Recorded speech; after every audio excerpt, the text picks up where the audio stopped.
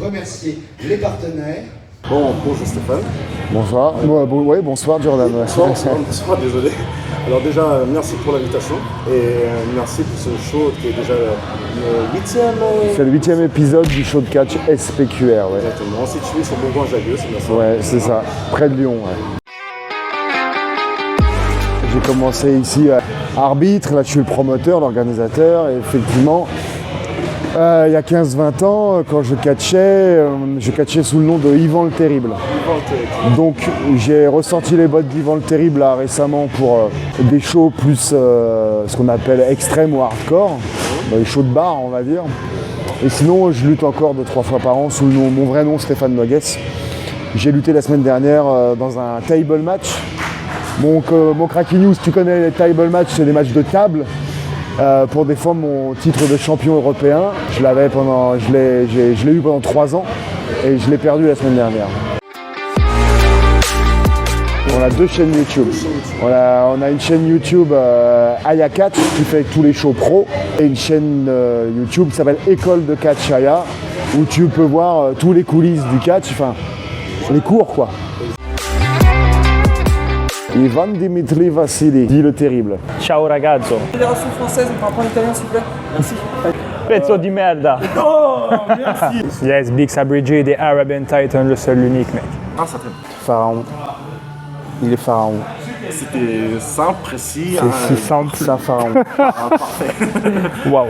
Bah en fait, Harold Maffa, c'est quelqu'un qui vient de La Réunion. Du coup, il représente la culture, la Réunion, la façon de la lutte rayonnaise. Parce que moi, j'ai vécu 22 ans à La Réunion, avant de venir m'installer en métropole. Du coup, conserver ce côté, la culture. Alors, je sais pas si vous connaissez le film Ultra sur Netflix, par exemple. Je m'inspire beaucoup de ça. Ça se passe à Naples. Où en fait, entre la mafia, tout ça, les gens, ils ont rien entre guillemets. Ils travaillent pas, donc voilà, c'est le côté un peu mafia, tout ça, pour gagner de l'argent facile. Et souvent, les week-ends, ils sont dans les stades de foot, un peu comme en Amérique du Sud aussi, tu vois. Et du coup, vu que je kiffe le foot, je me suis inspiré de ça. Je voulais faire une gimmick un petit peu badass, entre guillemets, voilà. Et du coup, je me suis inspiré de ça. Je me suis renseigné sur pas mal d'infos sur les ultras, que ce soit en Italie, que ce soit en Amérique du Sud, tout ça, mais plus particulièrement en Italie, pour faire ressortir des vieilles origines que j'ai via mon grand-père, etc. Et puis du coup, je me suis lancé là-dessus, et puis voilà, quoi, avec les battes, le cache-cou, tout ça. D'où l'ultra mafioso, franco-italien, je précise, parce que je suis pas italien totalement, tu vois. Je suis italien à 25%, donc bon, voilà. Il était franco-russe, ça fait longtemps, mère française, père russe. Sa mère s'appelait Simone Le Maire. Donc tu vois, il y a en fait, dans ma pédagogie, quand tu te crées un personnage, tu connais tout. Et donc Yvan le Terrible a été entraîné à la lutte mongole par son grand frère. Il a été élevé en Russie, il est plutôt noble de l'autre côté, les Vassili quoi. Donc il a été entraîné il luttait la lutte mongole, il luttait contre les arbres et tout ça, machin, en Sibérie quoi. Alors Big Sabrigi, qui c'est? Big Sabrigi, c'est une très très longue histoire. Big Sabrigi, ça part d'un jeune garçon qui n'a pas connu ses parents. Ses parents ont été malheureusement tués très très tôt, donc du coup il a dû se débrouiller tout seul toute sa vie. Comment? La bagarre. C'est le seul moyen, la bagarre pour pouvoir subvenir à ses besoins, pour pouvoir survivre dans cette jungle.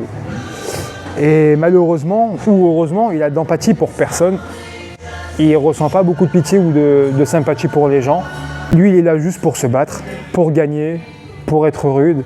Et c'est déjà un exploit et un énorme miracle qu'il s'entende bien avec quelqu'un en la personne de Prince Athème. Justement, on en reviendra avec les questions avec Prince Athème. C'est bizarre, tu dis ça juste derrière. Oui, bizarrement, il est Incroyable. J'ai entendu le compliment arriver. Bon, on part directement des questions avec Prince Athème. C'est Prince Athème. Bon, vous savez quoi, avec un featuring avec Prince Athème. Salut mec. Assis-toi à côté. Ouais. Eh bien. Juste que tu lui fasses un smack dans le cou. Nah, t'as pas intérêt. Oh. Je t'aime bien, arrête, fais pas n'importe quoi. Alors en 2009, il y a eu un segment entre Jeff Hardy et Edge. Jeff Hardy du coup parle avec Edge. Edge veut mettre une droite à Jeff Hardy esquive. Tout stuff fake, le public en délire. Et du coup je me suis dit ah ouais, ça pourrait être pas mal. C'était en 2009, j'ai commencé à faire du catch en 2016, tu vois. Donc il fallait se lancer, etc. Puis Le catch n'est pas très connu en France, surtout à l'époque en plus. Enfin, ça revenait en 2008, mais bon, voilà, en 2016, c'était pas trop connu. Donc du coup, je suis allé dans le Nord chez Booster, à l'INFC. Du coup, j'ai fait 3 semaines. J'ai fait 1 semaine par-ci par-là, en tout 3 semaines. Et du coup, après, j'ai su qu'il y avait une école de catch à Lyon. Et je me suis lancé. Voilà. J'ai commencé le catch en 1998 pour devenir cascadeur. J'ai été cascadeur, ce qu'on appelle cascadeur physique. Les bastons, se faire percuter par des voitures, les chutes de hauteur et tout ça. Et le catch, tu sais, pour être catcheur, il faut être à la fois acrobate, il faut être à la fois cascadeur, il faut être à la fois acteur, nanani nanana. Et donc le catch, ça me permettait d'apprendre le jeu de scène, les chutes. Donc je me suis mis au catch pour la cascade à la base. J'ai été cascadeur et puis après simultanément, je faisais de la cascade et du catch. On a tous commencé par catch attack, tu vois, donc voilà. Et du coup, quand je me suis venu m'installer en métropole, j'ai rencontré Stéphane. Du coup, je lui ai demandé si on pouvait faire un cours d'essai et tout ça. Du coup, j'ai commencé mon entraînement en 2018 ou 2019. Et voilà, donc aujourd'hui, je suis toujours là et je fais des shows avec Stéphane, donc voilà. Depuis toujours. Depuis en tout cas le premier jour où j'ai vu du catch à la télé. Et c'est pas une blague, hein. J'ai vu ça. Je me suis dit, je suis obligé d'en faire, obligé d'en vivre. Carrément. Donc je travaille très très fort. Je travaille énormément. Et je vais pas dire j'espère, mais je sais que je vais en vivre un jour. Moi pareil, j'ai vu à la télé quand j'étais petit sur NT1. C'était l'époque 2008. Hein. Ouais. Après j'ai vu John Cena baraquer. Je me dis vas-y. Ah, c'était moi ça. Je vais à la muscu, voilà, après j'ai fait les stages et tout là. 2019. Go hein. Ouais, c'est un truc pour moi ça. Ok, très bien, très bien. Nick Foley. Ah, Nick Foley. Extrait. Oui, pour moi, c'est le don absolu de sa personne au dieu spectacle. Très bonne réponse, j'apprécie. J'apprécierais. Et puis après, dans un deuxième temps, j'aime bien les Hardy Boys, j'aime bien les Dudley Boys. J'étais cascadeur. Donc moi, dès que ça passait à travers une table, j'aimais bien. Et puis en tant que cascadeur, je comprenais bien qu'il faut pas tu ne balances pas dans une table n'importe comment. Il y a de la technique. J'aime bien Rob Van Damme, j'adore Sabu. Pour celles et ceux qui connaissent la CZW, c'est une fédération américaine, la 5e mondiale, je crois. Et j'ai fait un match, il est venu coacher chez nous et j'ai fait un match contre le chairman de la CZW qui s'appelle DJ Hyde. Ah ouais. Et j'ai fait un match hardcore contre lui. J'ai fait un match extrême. Hardcore, ça inclut du bloody, du sang. Et j'ai fait un match extrême. Donc des coups de chaise, passer à travers des tables et tout ça. Et ça, c'est ma grosse satisfaction personnelle.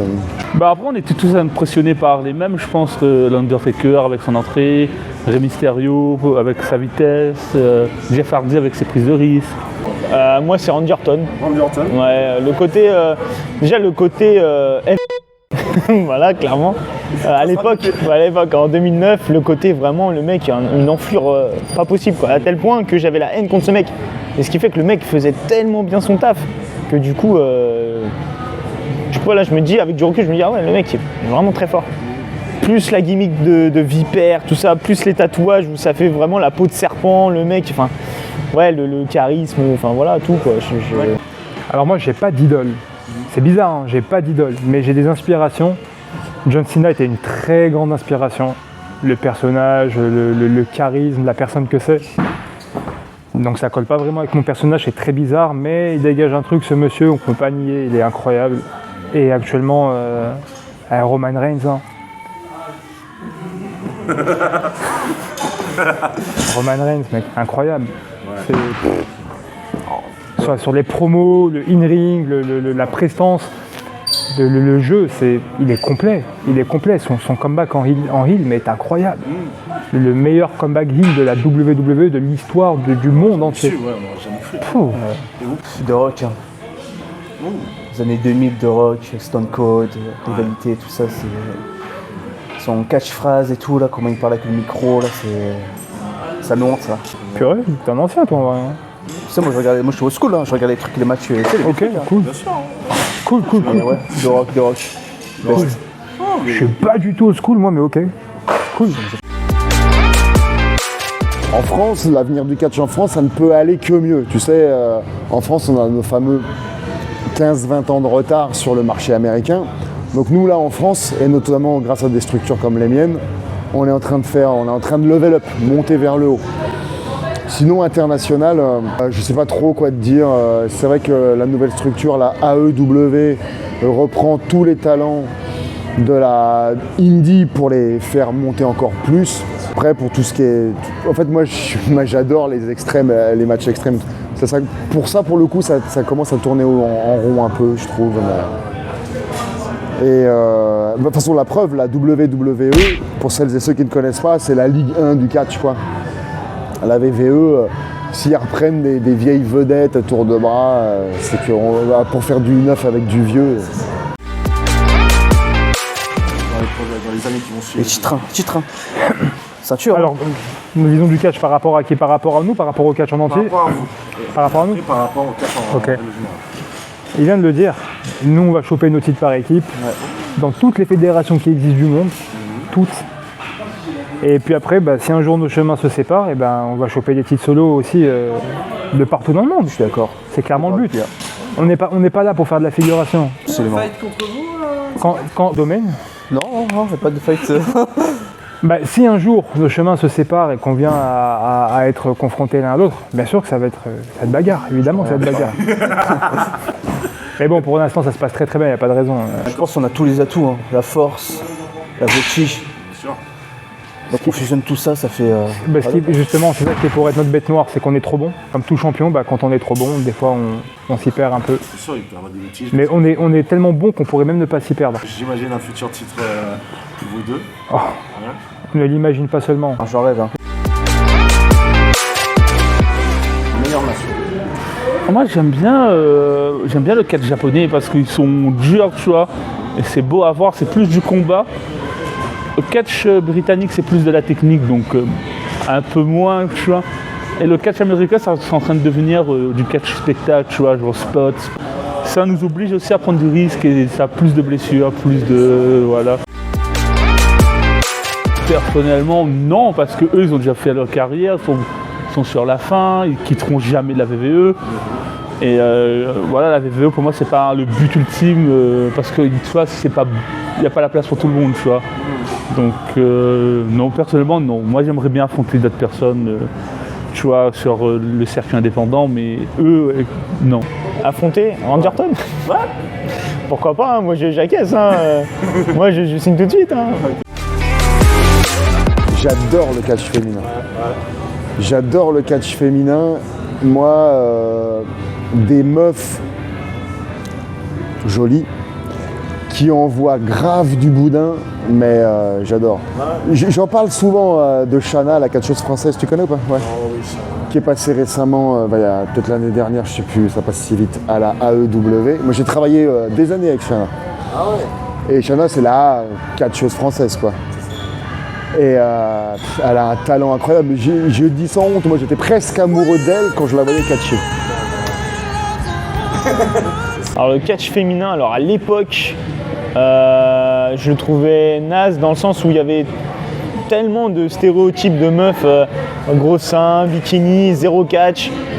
Voilà, à part les Trish Stratus, les Lita et quelques-unes.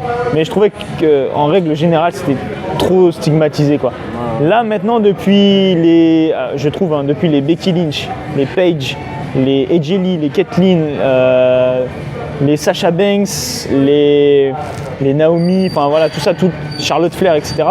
C'est moins dans le stéréotype. Le catch féminin, il a beaucoup progressé entre la génération catch attack où, faut le dire, c'était pas des catcheuses, mais c'est des merdées comme elles pouvaient, tu vois. Et aujourd'hui, c'est des athlètes accomplis, tu vois, entre Sasha Banks, Alexa Bliss, tout ça, ils ont remonté le niveau, Bayley, et même en France, Mila Smith, qui remonte le niveau européen, et du coup ça commence à monter le niveau. C'est juste qu'il faut leur donner la place sur les shows, il faut leur donner du temps d'antenne.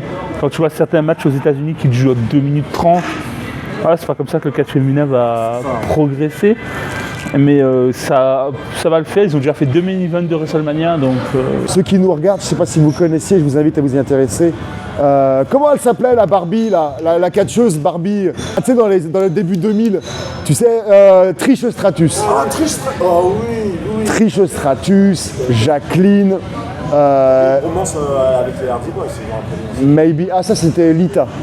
Et là, je trouve qu'elles se sont plus concentrées dans le catch, notamment en 2016 ou 17, je crois que c'est 2016. Hell in a Cell, premier Hell in a Cell féminin. Ah oui. Main event quand même.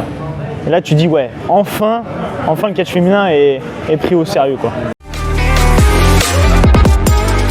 Quasiment tout le monde peut faire du catch. Même si tu es malheureusement en fauteuil roulant, tu peux presque quand même faire du catch.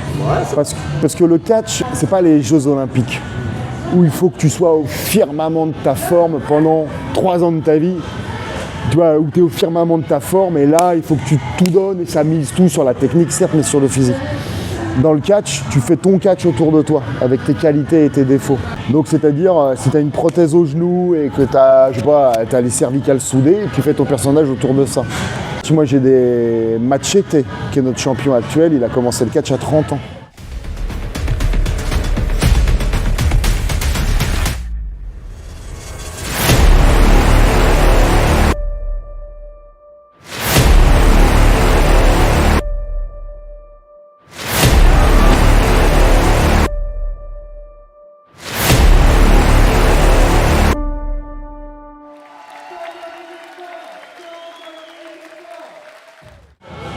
Il avait un gros cursus judo qui l'a esquinté avant, tu vois. Et moi j'ai eu un élève qui avait commencé le catch à 28 ans. Après il a été au Japon, maintenant il est worker et tout ça. Worker, c'est-à-dire il travaille, quoi, il lutte, quoi. Donc presque tout le monde peut, même si tu es épais comme une ablette. Bon, je t'invite quand même à faire de la muscu pour avoir de la densité musculaire, pour protéger des impacts, mais presque tout le monde peut faire du catch. Mais il faut s'entraîner, hein, c'est pas facile.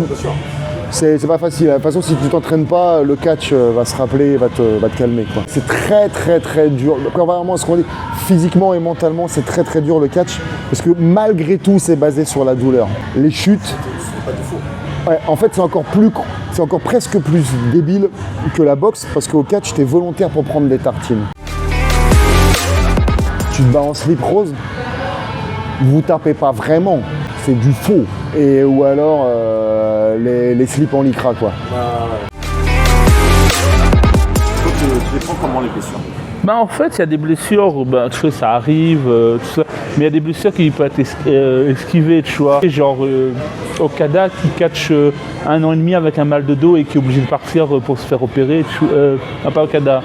Comment il s'appelle? Omega, c'est Omega. Il se blesse parce qu'il traîne sa blessure et il ne veut pas arrêter parce que voilà, il y a des blessures, il y a des blessures accidentelles comme Biggie où voilà, ça arrive, c'est pas de chance, mais il y en a plein qui pourraient être esquivés, tu vois. Et dernière question, c'est par rapport aux blessures. Ouais. Toi, par rapport aux blessures. Faites moins de bruit, merde. Concernant les blessures au catch, je te le disais, j'étais cascadeur. Moi j'ai eu 3 blessures au dos, c'est le catch, c'est pas la cascade. Et pourtant j'ai fait des chutes de 12 mètres, je me suis fait percuter par des voitures, j'ai fait des chutes de cheval. Enfin, j'en oublie, enfin, je sais pas des trucs de fou, mais j'en oublie pas des trucs qui engagent physiquement, quoi, vraiment. Mais le catch, et en fait le catch, particulièrement quand tu l'apprends, c'est marrant. C'est sportif, c'est marrant, mais dès qu'il y a un accident, c'est tout de suite le dos ou les cervicales, et ça peut être dramatique, quoi. Tu vois, sur ce show-là, le catcheur Psycho Kid, avant son show, il s'est blessé au dos, là. Je sais pas si tu l'as su, si tu l'as eu. Et le show continue, quoi. Ouais. Et ça aussi, il y a un dicton qui dit tu te blesses en apprenant et après tu travailles avec tes blessures. Et donc moi, les radios de ma région lombaire, c'est la face cachée de la lune, quoi. Alors après, moi, par chance, pour l'instant, j'ai pas eu de blessure. Ouais. Ça, de toute façon, ça vient avec l'entraînement. Après, plus tu fais carrière, plus tu t'entraînes durement et forcément, au bout d'un moment, tu es obligé d'avoir des blessures. Ouais. Maintenant, après, ça se soigne, ça dépend ce que tu as, ça dépend comment tu l'as guéri, tout ça, etc. Biggie Nixon, par exemple, il n'y a pas si longtemps que ça, grosse chute sur la ligne. Pourtant, le mec, ça fait X années qu'il fait du catch, mais avec les trajets sur la route, les répétitions de match, etc., etc., forcément la fatigue et voilà, après ça arrive. Hein. J'y ai pensé. Parce que je me suis dit, bon, c'est bien, j'estime savoir, entre guillemets, le faire, pas à 100% forcément, mais j'estime savoir le faire un minimum. Et Face, ce serait une bonne expérience pour moi de le tester sous cette gimmick-là. Le Face, voilà, c'est un comeback contre Harold qui est devenu heel du coup. Et forcément, bah voilà, quand il t'a tout pris, ton gang, ta fierté, ton ego, tout ça, forcément, voilà, tu te venges et inconsciemment, bah, du coup, tu deviens face parce que tu vois que le public, voilà, j'ai entendu des Aventi, ça fait kiffer. Alors, toi, bon, t'as les battes, le cache-cou, ça fait très heel, mais je pense que je pourrais amener une petite dose de face quand même.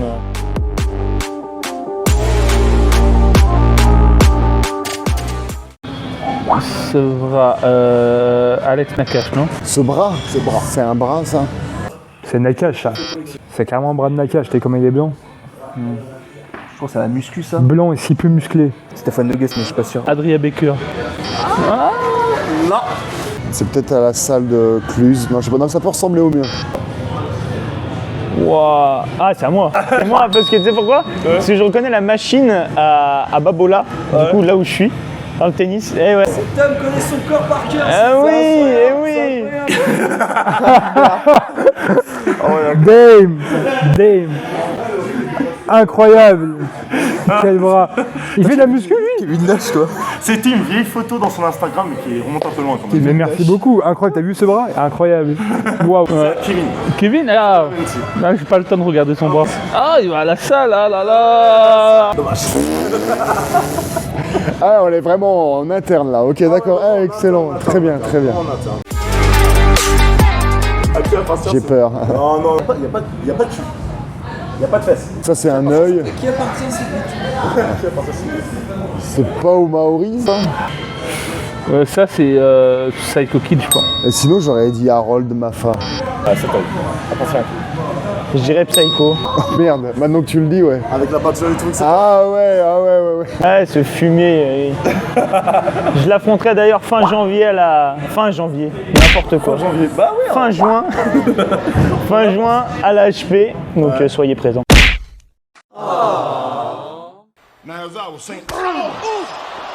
Psycho Kid. Psycho Kid, Psycho Kid, ouais, c'est sûr. J'ai reconnu au sourcil. Il va se calmer là, la dame. Oh, calme-toi. Ça, c'était un show, le show qu'ils ont fait à Béziers, ça? exactement. Ah bah, ils ont dit ça à Big Sabri, alors. Il va se calmer, Aladdin, hein, pas mal. Ça a dû lui faire excessivement plaisir. Ah, c'est Big Sabri, ça.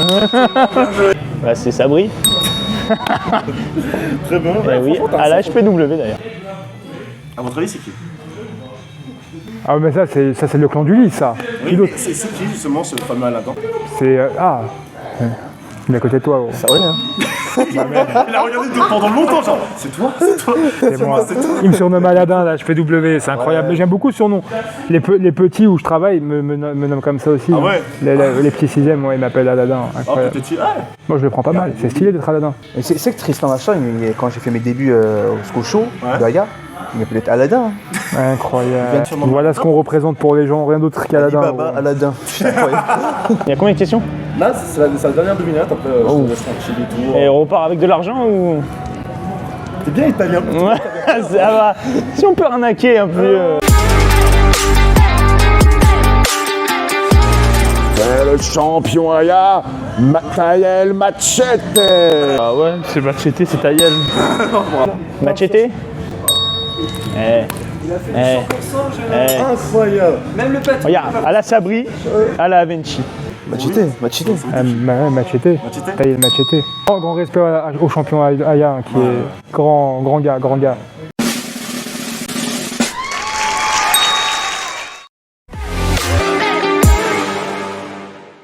Le catch est une discipline extrêmement dangereuse, exécutée par des professionnels, entraînés et en aucun cas, vous devez reproduire ça chez vous. Le catch se fait dans des écoles professionnelles comme Aya, encadré par des professionnels du métier comme Stéphane.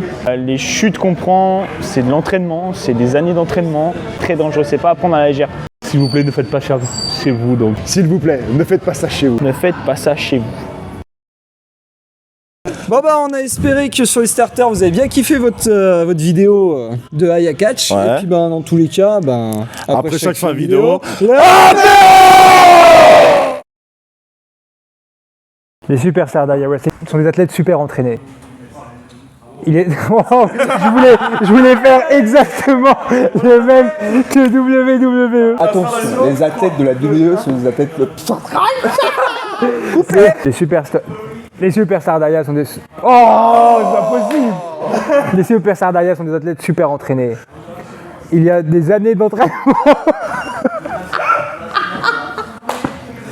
Bon, en gros, ne faites pas ça chez vous et faites attention. En gros, viens à l'entraînement, fais des stages, muscle-toi, mentalement prépare-toi, viens catcher avec nous, fais pas affronte-moi, ça. je Fais te pas ça à la pète la maison, gueule, et fais pas ça chez Watt, gros. Voilà. C'est quoi ça c'est moi, Voilà. ça me va. On a essayé de dire. J'ai essayé des diplomates. Hein. Oui, mais je vois ça, mais tu sais quoi, faut rester naturel.